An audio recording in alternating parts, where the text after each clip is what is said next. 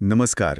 आज आपण एका अशा विषयाची चर्चा करणार आहोत जो विज्ञान, इतिहास आणि थोडी गूढता यांना एकत्र आणतो. आपल्याकडे एक स्रोत आहे UFO labs, an engineers handbook for flying saucer construction and operation या नावाच्या पुस्तकातले काही निवडक भाग. या स्रोताचा दावा आहे की तो प्राचीन भारतीय ज्ञान आणि आधुनिक विज्ञान अभियांत्रिकी यांच्यातला पूल बांधण्याचा प्रयत्न करतो. खास करून उडत्या तबकड्या म्हणजे फ्लाइंग सॉसर्स कशा बनवता येतील यावर लक्ष केंद्रित करून. खरं सांगायचं तर या स्रोतात बऱ्याच धक्कादायक गोष्टी आहेत. काही तांत्रिक कल्पना ज्या मुख्य प्रवाहातील विज्ञानात बसत नाहीत, काही ऐतिहासिक व्यक्ती ज्यांच्याकडे आपण नेहमीच्या दृष्टिकोनातून पाहत नाही, आणि काही आध्यात्मिक किंवा गूढ विचारसुद्धा. आजच्या चर्चेचा आपला उद्देश आहे या स्रोतात मांडलेल्या कल्पनांचा आणि दाव्यांचा तटस्थपणे आढावा घेणं, त्यातले रंजक आणि विचार करायला लावणारे मुद्दे समजून घेणं. अगदी बरोबर. हा स्रोत खरोखरच पारंपरिक विचारांना आव्हान देणारा आहे. म्हणजे यात UFO म्हणजे केवळ अज्ञात उडणारी वस्तू इतकंच नाहीये, तर ती प्रत्यक्षात कशी बनवता येईल यावर लक्ष केंद्रित केलंय, जे खूपच धाडसी आहे. असं वाटतं की याची मांडणी एका इंजिनियरच्या दृष्टिकोनातून केलेली आहे. यात वैदिक काळातील विमान संकल्पनांपासून ते Nikola Tesla, Otis car, John Searle यांच्यासारख्या आधुनिक पण काहीशा वादग्रस्त किंवा दुर्लक्षित संशोधकांच्या कल्पनांपर्यंत अनेक गोष्टी एकत्र आणल्या आहेत. चला तर मग या स्रोताच्या अंतरंगात डोकावून पाहूया. सुरुवातच खूप वेगळ्या दाव्याने होते की या सगळ्याची मूळ प्रेरणा प्राचीन वैदिक ग्रंथांमध्ये आहे. इतकंच नाही तर टेस्ला, आइन्स्टाईन, ओपेनहायमर यांसारख्या 20व्या शतकातल्या महान शास्त्रज्ञांनीही अप्रत्यक्षपणे यातून प्रेरणा घेतली असं यात म्हटलंय. हे थोडं आश्चर्यकारक वाटतं. हो, यात विशेषतः 0 पॉइंट ब्रह्मा या वैदिक संकल्पनेचा उल्लेख आहे. स्रोत म्हणतो की ही संकल्पना आधुनिक विज्ञानातील 0 पॉइंट एनर्जी फील्ड किंवा क्वांटम व्हॅक्यूम सारखी आहे. म्हणजे कसं, संपूर्ण विश्वात पसरलेलं, अगदी रिकाम्या अवकाशातही असलेलं ऊर्जेचं एक मूलभूत शाश्वत क्षेत्र. पुस्तकात स्वामी विवेकानंदांचाही उल्लेख आहे. त्यांनी निकोला टेस्ला यांना भेटून त्यांच्या कामात प्रोत्साहन दिलं होतं असं म्हटलंय. असं म्हटलं जातं की टेस्ला संस्कृत भाषा आणि भारतीय तत्वज्ञान समजू शकत होते आणि विवेकानंदांना वाटत होतं की टेस्लाचे शोध हे वेदांतातील विश्वरचना आणि आधुनिक भौतिकशास्त्र यांना जोडणारा पूल ठरू शकतील. अच्छा, म्हणजे टेस्ला फक्त विजेचे जादूगर नव्हते, तर त्यांना भारतीय तत्वज्ञानातही रस होता असा हा स्रोत सांगतो. आणि टेस्ला व्यतिरिक्त आणखी कोण महत्वाच्या व्यक्ती आहेत ज्यांच्या कामाचा उल्लेख या पुस्तकात येतो? टेस्ला तर आहेतच, ज्यांनी वायरलेस एनर्जी ट्रान्समिशन आणि एका वेगळ्या प्रकारच्या फ्लाइंग मशीनवर विचार केला होता. त्यांचं 1928चे एक पेटंट आहे म्हणे, जे उभं उड्डाण करू शकेल अशा यानाबद्दल आहे, म्हणजे व्हर्टिकल टेक ऑफ. हे यान हेलिकॉप्टर आणि डिस्क यांच्या मधलं काहीतरी होतं आणि ते इलेक्ट्रोस्टॅटिक प्रपल्शन वापरेल असं म्हटलं आहे. स्रोतानुसार टेस्ला यांनी आकाश म्हणजे इथर आणि प्राण यांसारख्या वैदिक संकल्पनांना भौतिक शक्ती म्हणून पाहिलं होतं. याशिवाय जॉन सर्ल नावाचे एक ब्रिटिश संशोधक आहेत. त्यांनी सिअर्ल इफेक्ट जनरेटर म्हणजे SEG नावाचं उपकरण बनवल्याचा दावा केलाय. हा जनरेटर स्वतःच ऊर्जा निर्माण करून गुरुत्वाकर्षणावर मात करू शकतो, म्हणजे तरंगू शकतो, लेव्हिटेट करू शकतो असं त्यांचं म्हणणं आहे. मग आहेत ओटिस कार, जे टेस्लाचे अनुयायी मानले जातात. त्यांनी टेस्लाच्या विचारांवर आधारित एक उडती तबकडी OTC X1 बनवण्याचा प्रयत्न केला, जी अँटी ग्रॅव्हिटी तत्वांवर चालेल असा त्यांचा दावा होता. आणखी एक नाव आहे थॉमस टाउनसेंड ब्राउन, ज्यांनी इलेक्ट्रोग्रॅव्हिटिक्स नावाच्या क्षेत्रावर काम केलं. यात म्हणजे कसं, उच्च विद्युतदाब हाय व्होल्टेज वापरून गुरुत्वाकर्षणावर परिणाम करता येतो का याचा अभ्यास होता. आणि अर्थातच बॉब लजार, ज्यांचं नाव एरिया 51 आणि एलियन टेक्नॉलॉजीच्या चर्चांमध्ये नेहमी येतं. लजारने दावा केला होता की त्याने एरिया 51 जवळच्या S4 तळावर परग्रहावरील अवकाशयानांवर रिव्हर्स इंजिनिअरिंगचं काम केलं आहे. हो, ही सगळी नावं ऐकल्यावर असं दिसतंय की इथे मुख्य प्रवाहातील विज्ञानाच्या कक्षेबाहेर जाऊन विचार करणारे लोक आहेत, ज्यांच्या कल्पना आजही वादग्रस्त आहेत. यात एका प्राचीन भारतीय ग्रंथाचा वैमानिक शास्त्र याचाही संदर्भ येतो, बरोबर? बरोबर. वैमानिक शास्त्र हा ग्रंथ महर्षी भारद्वाजांनी लिहिला असं मानलं जातं आणि या स्रोतानुसार त्यात प्राचीन काळातील विमानांची रचना, त्यासाठी लागणारे धातूंचे मिश्रण म्हणजे अलॉयज, ऊर्जा स्रोत, अगदी वैमानिकांचे प्रशिक्षण याबद्दल तपशीलवार वर्णन आहे. पुस्तकात उल्लेख आहे की या ग्रंथात अनेक धातूंचे मिश्रण, काचा आणि कॉम्पोजिट मटेरियल सांगितले आहेत, ज्यापैकी काही आधुनिक विज्ञानाला माहीत नाहीत. पण ते प्रयोगशाळेत बनवता येऊ शकतात म्हणे. अर्थात हे मान्य करायला हवं की आधुनिक विज्ञान आणि इतिहासकार वैमानिक शास्त्र ग्रंथातील दाव्यांना ऐतिहासिक किंवा वैज्ञानिकदृष्ट्या सिद्ध मानत नाहीत. अनेकांच्या मते हा ग्रंथ 20व्या शतकात लिहिला गेला असावा. पण या स्रोताचा मुद्दा वेगळा आहे. हो, या स्रोताचा मुद्दा असा आहे की प्राचीन काळातही प्रगत तंत्रज्ञानाची कल्पना केली जात होती. इतकंच नाही तर त्यात सोमरस नावाच्या एका रहस्यमयी पेयाचा उल्लेख आहे, ज्यात अँटी-ग्रॅव्हिटी गुणधर्म असू शकतात असं म्हटलंय. काय सांगताय? सोमरस, फारच रंजक. धातू, ऊर्जा स्रोत आणि आता हे. पण या पुस्तकाचा मुख्य भर कशावर दिसतो? आपण उडत्या तबकड्या बनवण्याबद्दल बोलत आहोत, तर त्यांची प्रोपल्शन सिस्टम म्हणजे त्यांना उडवणारी यंत्रणा याबद्दल काय म्हटलंय? हो, हा पुस्तकातला सर्वात महत्वाचा भाग आहे. पारंपरिक विमानं किंवा रॉकेट्स जसं इंधन जाळून ऊर्जा मिळवतात तसं न करता वेगळ्या पद्धती वापरण्यावर भर दिलाय. मुख्य कल्पना आहे फील्ड प्रॉपल्शनची. म्हणजे कसं, यानाच्या आजूबाजूला असलेलं ऊर्जा क्षेत्र, जसं की गुरुत्वाकर्षण किंवा विद्युत चुंबकीय क्षेत्र, ते हाताळून किंवा त्यात बदल करून यानाला गती देणं. इंधन जाळण्याऐवजी थेट अवकाशातील ऊर्जेशी किंवा मूलभूत बलांशी संवाद साधण्यासारखा आहे. थॉमस टाउनसेंड ब्राउन यांच्या इलेक्ट्रोग्रॅव्हिटिक्सचा विचार याच दिशेने जातो. त्यांच्या प्रयोगांमध्ये असं दिसून आलं, असा दावा आहे त्यांचा, की जर 2 इलेक्ट्रोड्समध्ये खूप जास्त व्होल्टेज दिलं तर त्या वस्तूवर एका विशिष्ट दिशेने जोर निर्माण होतो, जो गुरुत्वाकर्षणाला विरोध करू शकतो. म्हणजे विजेचा वापर करून गुरुत्वाकर्षणावर मात करण्याचा प्रयत्न. अच्छा. आणि ओटिस कार यांच्या OTC X1 मॉडेलमध्ये काय होतं? ओटिस कार यांच्या OTC X1 मध्ये यूट्रॉन नावाचं एक खास उपकरण मध्यवर्ती होतं. हे उपकरण शंकूच्या आकाराचं म्हणजे बायकॉनिक असून ते बॅटरी आणि गायरोस्कोपिक स्टॅबिलायझर म्हणजे स्थिरता देणारं चक्र असं दुहेरी काम करतं असं म्हटलं आहे. हे यूट्रॉन वेगाने फिरतं आणि त्यात सेंट्रिफ्युगल आणि लॉरेन्स बलांचा वापर करून विद्युत चार्ज वेगळे केले जातात आणि यानाच्या परिघावर म्हणजे पेरिफेरलला असलेल्या कॅपॅसिटर प्लेट्समध्ये साठवले जातात. यासोबतच परिघावर मॅग्नेटिक सिस्टीमही असते. कार यांच्या मते हे सर्व घटक एकत्र येऊन एक शक्तिशाली विद्युत चुंबकीय क्षेत्र तयार करतात, ज्यामुळे यान स्वतःचं गुरुत्वाकर्षण क्षेत्र निर्माण करून उडू शकतं. आणि जॉन सर्ल यांचा SEG तो यापेक्षा वेगळा कसा आहे? दोन्हीमध्ये फिरणारे भाग आणि विद्युत चुंबकत्व दिसत आहे. हो, दोरीमध्ये रोटेशन आणि इलेक्ट्रोमॅग्नेटिझम आहे, पण त्यांची रचना आणि कार्यपद्धती वेगळी सांगितली आहे. सर्ल यांच्या SEG मध्ये केंद्रस्थानी एक मोठी स्थिर रिंग स्टेटर असते आणि तिच्याभोवती अनेक लहान चुंबकीय रोलर्स फिरतात. हे रोलर्स विशिष्ट गतीवर पोहोचल्यावर ते स्वतःहून ऊर्जा निर्माण करू लागतात, त्याला ओव्हर युनिटी म्हणतात, आणि संपूर्ण यंत्रणा तरंगू लागते, म्हणजे गुरुत्वाकर्षणावर मात करते, असा सर्ल यांचा दावा आहे. स्रोतानुसार SEG रोटेशनल इलेक्ट्रोडायनामिक्सवर आधारित आहे, तर OTC X1 रेझोनन्स आणि स्पेस टाइम मॅन्युप्युलेशन म्हणजे अवकाश काळात बदल घडवणे यावर अधिक भर देतो. म्हणजे दोन्ही यंत्रणा अँटीग्रॅव्हिटीचा दावा करतात, पण त्यांच्या मागील कथित विज्ञान वेगळं आहे. हे सगळं ऐकून खरंच थक्क व्हायला होतंय.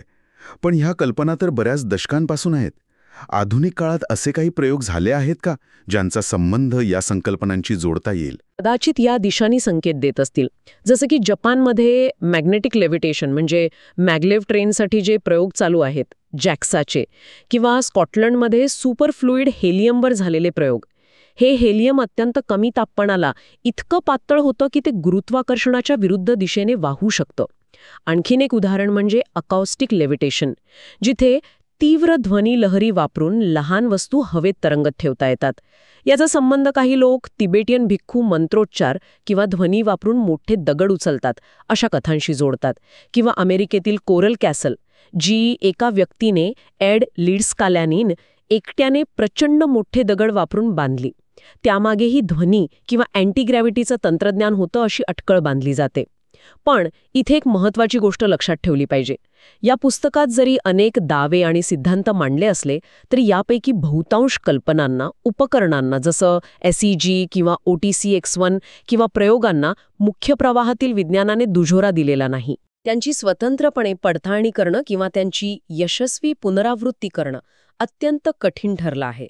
उदाहरणार्थ, युजीन पोडक्लेटनो नावाच्या शास्त्रज्ञाने दावा केला होता की त्याने सुपर कंडक्टिंग डिस्क वेगाने फिरवून तिच्यावरील वस्तूचं वजन किंचित कमी केलं. पण हा प्रयोग तो इतरांना जमला नाही. तो इतर शास्त्रज्ञांना यशस्वीरित्या पुन्हा करता आला नाही. त्यामुळे या कल्पना आकर्षक असल्या तरी वैज्ञानिकदृष्ट्या त्या अजून सिद्ध झालेल्या नाहीत. म्हणजे इथे सिद्धांत आणि दावे खूप आहेत, पण त्यांची वैज्ञानिक पडताळणी झालेली नाही. याच संदर्भात जॅक व्हॅली नावाच्या एका प्रसिद्ध UFO संशोधकाचाही उल्लेख आहे. त्यांची डायमेन्शनल लेन्स ही कल्पना काय आहे? जॅक व्हॅली हे UFO संशोधनातलं एक मोठं नाव आहे. ते पारंपरिक एक्स्ट्रा टेरेस्ट्रियल हायपोथेसिस म्हणजे ETH, UFOs दुसऱ्या ग्रहांवरून आलेली यानं आहेत या कल्पनेला पूर्णपणे स्वीकारत नाहीत. त्यांचं म्हणणं आहे की UFO अनुभव हे केवळ भौतिक यानांच्या भेटीपुरते मर्यादित नाहीत, त्यात अनेकदा विचित्र, अतार्किक म्हणजे ॲब्झर्ड आणि प्रतिकात्मक घटना घडतात, ज्या मानवी चेतनेवर म्हणजे कॉन्शियसनेसवर खोल परिणाम करतात. त्यामुळे व्हॅली मांडतात की UFOs कदाचित समांतर मितींमधून, पॅरलल डायमेन्शन्समधून किंवा वास्तवाच्या वेगळ्या स्तरांमधून येत असतील, ऑल्टरनेट रियालिटीजमधून. ते याला कंट्रोल सिस्टम हायपोथेसिस म्हणतात. कंट्रोल सिस्टीम म्हणजे नक्की काय? म्हणजे यानुसार UFO घटना ही एक प्रकारची नियंत्रण प्रणाली आहे, जी मानवी समाज, संस्कृती आणि धारणांवर हळवारपणे, नकळतपणे परिणाम करत आहे. कदाचित आपल्याला एका विशिष्ट दिशेने विकसित करण्यासाठी किंवा तयार करण्यासाठी. म्हणजे UFOs केवळ काय आहेत यापेक्षा ते काय करतात यावर व्हॅली जास्त भर देते. हे खूपच वेगळं आणि खोलवर विचार करायला लावणार आहे. म्हणजे UFO फक्त यान नसून ती मानवी चेतनेशी जोडलेली घटना असू शकते. याच संदर्भात पुस्तकात मन, शरीर आणि चेतनेचा UFO नियंत्रणात काय सहभाग असू शकतो यावरही चर्चा आहे. इथे पुन्हा प्राचीन संदर्भ येतात का? पुन्हा वैमानिक शास्त्राचा संदर्भ येतो. त्यात सोमरस आणि संजीवनी सारख्या वनस्पतीजन्य रसायनांचा उल्लेख आहे. स्रोतानुसार सोमरसमध्ये अँटीग्रॅव्हिटी गुणधर्म होते आणि ते वैमानिकांना यानावर अधिक चांगलं नियंत्रण मिळवण्यासाठी मदत करत असावेत. तर संजीवनी ही वनस्पती मनाला आणि शरीराला पुनरुज्जीवित करण्यासाठी वापरली जात असावी. ही कल्पना आजच्या बायोटेक्नॉलॉजी आणि न्यूरो एन्हान्समेंट म्हणजे मेंदूची क्षमता वाढवणारी तंत्रज्ञानं यांच्या संकल्पनांशी मिळतीजुळती वाटते. म्हणजे जैविक मार्गांनी मानवी क्षमता वाढवणे. आणि आधुनिक काळात या मन-यंत्र जोडणीबद्दल काय विचार मांडले आहेत? आधुनिक काळात ब्रेन कम्प्युटर इंटरफेस म्हणजे BCI या तंत्रज्ञानावर मोठं संशोधन सुरू आहे. यामुळे भविष्यात आपण केवळ विचारांनी यंत्र किंवा कम्प्युटर्स चालवू शकू. याचे 2 मुख्य प्रकार आहेत. एक म्हणजे इन्व्हेजिव्ह, ज्यात शस्त्रक्रिया करून थेट मेंदूत इलेक्ट्रोड्स बसवले जातात. हे जास्त अचूक सिग्नल देतात. दुसरा प्रकार नॉन इन्व्हेजिव्ह, ज्यात डोक्यावर EEG कॅपसारखे सेन्सर्स लावून बाहेरूनच मेंदूतील विद्युत लहरी मोजल्या जातात. हे सुरक्षित असले तरी कमी अचूक असतात. याचबरोबर पुस्तकात बायोसेन्सर्स वापरून आठवणी, मेमरी रेकॉर्ड करण्याची किंवा समजून घेण्याची शक्यताही वर्तवली आहे. हे सेन्सर्स EEG, हृदयाचे ठोके, त्वचेची विद्युत संवाहकता, स्नायूंची हालचाल यांसारखे शारीरिक सिग्नल मोजतात. यातून विशिष्ट आठवणींची किंवा मानसिक स्थितींशी संबंधित न्यूरल पॅटर्न ओळखता येऊ शकतो असा विचार मांडला आहे. म्हणजे भविष्यात विचार आणि आठवणीसुद्धा यंत्रांशी जोडल्या जाऊ शकतील. याचा संबंध बॉब लाजारच्या दाव्यांशी कसा जोडला जातो? त्याने तर एलियन टेक्नॉलॉजी पाहिल्याचं म्हटलं होतं. अगदी. लाजारने दावा केला होता की त्याने ज्या परग्रही यानांवर काम केलं ती केवळ मेकॅनिकल नव्हती, त्यात बायोटेक्नॉलॉजिकल घटकही होते. उदाहरणार्थ, त्याने सांगितलं की यानाचं प्रोपल्शन सिस्टम एलिमेंट 115 म्हणजे मॉस्कोवियम नावाच्या एका अज्ञात मूलद्रव्यावर चालत होतं, हे मूलद्रव्य कदाचित बायोटेक्नॉलॉजिकल प्रक्रियेने तयार केलं जात असावं किंवा शुद्ध केलं जात असावं. इतकंच नाही तर त्याच्या म्हणण्यानुसार यानात जैविक कम्प्युटर्स होते, बायोलॉजिकल कम्प्युटर्स, आणि शत्रूच्या रडार किंवा डिटेक्शनपासून बचाव करण्यासाठी जैविक शिल्डिंग, बायोलॉजिकल शिल्डिंग पण होतं. सर्वात महत्त्वाचं म्हणजे लजारच्या वर्णनानुसार वैमानिकाची चेतना, कॉन्शियसनेस आणि यानाची नियंत्रण प्रणाली यांच्यात थेट संबंध होता. जणू काही यान हे वैमानिकाच्या विचारांना आणि हेतूंना प्रतिसाद देत होतं. हे व्हॅलिनच्या कल्पनेशी आणि BCIच्या संकल्पनेशी कुठेतरी जुळणारं वाटतं. हे सगळं ऐकल्यावर असं वाटतंय की हे पुस्तक केवळ कल्पना आणि सिद्धांत मांडून थांबत नाही, तर पुढे काय करायचं याबद्दलही काहीतरी सांगतंय. म्हणजे सिद्धांताकडून कृतीकडे, थेअरी टू ॲक्शन जाण्याचा प्रयत्न दिसतो का? हो, नक्कीच. पुस्तक केवळ काय होऊ शकतं हे सांगून थांबत नाही, तर ते कसं करता येईल यावरही काही दिशा देण्याचा प्रयत्न करतं. यात गुरुत्वाकर्षण कसं रद्द करता येईल यावर काही संभाव्य पद्धतींची चर्चा आहे.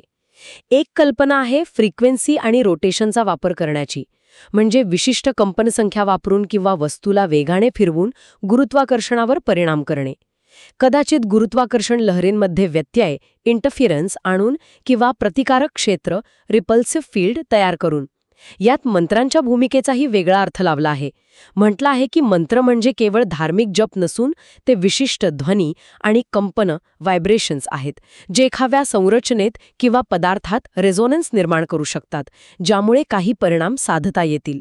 आणि टेस्ला कॉइल्स किंवा सायमॅटिक्सबद्दल काय? टेस्ला कॉइल्स ज्या हाय व्होल्टेज आणि हाय फ्रिक्वेन्सी निर्माण करतात, त्यांची रचना कशी बदलावी यावरही मार्गदर्शन आहे. उदाहरणार्थ, वायरची जाडी म्हणजे गेज, वळणांची संख्या म्हणजे टर्न्स, वळणांची दिशा क्लॉकवाईज, काउंटरक्लॉकवाईज यांचा रेझोनंट फ्रिक्वेन्सी आणि तयार होणाऱ्या चुंबकीय क्षेत्रावर कसा परिणाम होतो याचा विचार करायला सांगितलाय. सायमॅटिक्सबद्दलही एक रंजक कल्पना मांडली आहे. सायमॅटिक्स म्हणजे ध्वनी कंपनांमुळे पृष्ठभागावर, उदाहरणार्थ वाळू किंवा पाणी, जे सुंदर भौमितिक आकार तयार होतात त्याचा अभ्यास. पुस्तक सुचवतं की याचा उलट वापर करता येईल, म्हणजे प्राचीन मंदिरांवरील किंवा इतर ठिकाणचे गूढ वाटणारे व्हिज्युअल पॅटर्न्स पाहून ते पॅटर्न कोणत्या फ्रिक्वेन्सीमुळे तयार होऊ शकतील याचा अंदाज बांधणे. म्हणजे कसं, एखाद्या प्लेटवर पावडर टाकून वेगवेगळ्या फ्रिक्वेन्सीच्या ध्वनीने कोणते नमुने तयार होतात हे पाहून एखाद्या अज्ञात नमुन्याची फ्रिक्वेन्सी ओळखता येऊ शकते. बापरे, म्हणजे नक्षीकामातून फ्रिक्वेन्सी शोधणे. आणि हे सगळं प्रत्यक्षात आणण्यासाठी काही आराखडा दिलाय का? हो, पुस्तकात शेवटी UFO लॅब्स प्रोजेक्ट ब्लूप्रिंट नावाचा एक आराखडा दिलाय. यात असं तंत्रज्ञान विकसित करण्यासाठी काय लागेल याची रूपरेषा आहे. जसं की टीममध्ये कोण असावं, भौतिकशास्त्रज्ञ, electromagnetic engineers, material scientist, computer scientist आणि अगदी कायदेशीर सल्लागार सुद्धा. सुरक्षिततेचे कडक नियम पाळण्यावर भर दिला आहे, कारण यात हाय व्होल्टेज, शक्तिशाली चुंबकीय क्षेत्र आणि अज्ञात परिणाम असू शकतात. इलेक्ट्रोक्युशन, स्फोट, रेडिएशन असे धोके संभवतात. या आराखड्यात कामाचे टप्पे म्हणजे फेजेस सांगितले आहेत, प्रयोगशाळेतील लहान प्रयोगांपासून ते पूर्ण प्रोटोटाईप बनवण्यापर्यंत. आणि आश्चर्याची गोष्ट म्हणजे यासाठी सुरुवातीच्या 5 वर्षांसाठी अंदाजे $30 दशलक्ष इतकं बजेटही सुचवलं आहे. काय सांगताय, एवढं बजेट? म्हणजे अगदी गंभीरपणे विचार केलाय असं दिसतंय. हो, यातून हे दिसतं की लेखक ह्या विषयाकडे केवळ एक काल्पनिक चर्चा म्हणून नाही, तर एक गंभीर अभियांत्रिकी आव्हान, इंजिनिअरिंग चॅलेंज म्हणून पाहतो. खरे, हे सगळं ऐकल्यावर हे स्पष्ट होतं की UFO लॅब्स हा स्रोत अनेक धाडसी कल्पना, वादग्रस्त व्यक्ती आणि वैज्ञानिकदृष्ट्या सिद्ध न झालेले सिद्धांत एकत्र आणतो. प्राचीन ज्ञान, आधुनिक विज्ञान आणि अभियांत्रिकी यांना जोडून UFO तंत्रज्ञानाचा शोध घेण्याचा हा एक अत्यंत महत्त्वाकांक्षी प्रयत्न आहे. बरोबर. यात काही विषय वारंवार येतात. ऊर्जा क्षेत्रांवर नियंत्रण मिळवणे म्हणजे फील्ड प्रपल्शन, रोटेशन किंवा फिरण्याचा वापर जसं SEG, OTC X1 मध्ये, मन आणि चेतनेची भूमिका म्हणजे BCI, सोमरस, लाझारचे दावे, आणि भौतिक विचारांसोबतच काही प्रमाणात आध्यात्मिक किंवा गूढ विचारांचे मिश्रण. जॅक व्हॅलियनच्या सिद्धांताप्रमाणे हे केवळ यांत्रिक नसून मानवी चेतनेला स्पर्श करणारं, तिला प्रभावित करणारं काहीतरी असू शकतं. त्यामुळे हे पुस्तक एकाच वेळी इंजिनिअरिंग हँडबुक आणि एका स्वप्नवत भविष्याचा दृष्टिकोन मांडण्याचा प्रयत्न करतं. हे आपल्याला नक्कीच विचार करायला लावतं की आज आपल्याला जे विज्ञान माहीत आहे त्याच्या सीमांच्या पलीकडे काय असू शकतं. पण त्याचवेळी याच स्रोतात नम्रता, सहानुभूती आणि मोकळेपणाने विचार करण्याची गरजही सांगितली आहे. विशेषतः अशा शक्तिशाली तंत्रज्ञानाचा शस्त्र म्हणून वापर टाळण्याची चेतावणी दिली आहे, जी खूप महत्त्वाची आहे. आणि हे आपल्याला एका अंतिम विचाराकडे घेऊन जातं. समजा भविष्यात असं तंत्रज्ञान खरोखरच शक्य झालं, गुरुत्वाकर्षणावर मात करणारं, कदाचित मनाशी जोडलेलं, तर ते प्रत्यक्षात आणण्यासाठी केवळ उत्कृष्ट अभियांत्रिकी कौशल्य पुरेसं असेल का? की जसं ह्या स्रोतात अप्रत्यक्षपणे सुचवलं आहे तसा विश्वास, करुणा आणि उन्नत मानवी चेतनेचाही त्यात तितकाच महत्त्वाचा वाटा असेल? तंत्रज्ञान आणि मानवी मूल्य यांचा संगम भविष्यात कसा साधला जाईल, हा एक मोठा प्रश्न आहे. याच प्रश्नावर विचार करत आजची ही सखोल चर्चा इथे संपवूया. धन्यवाद.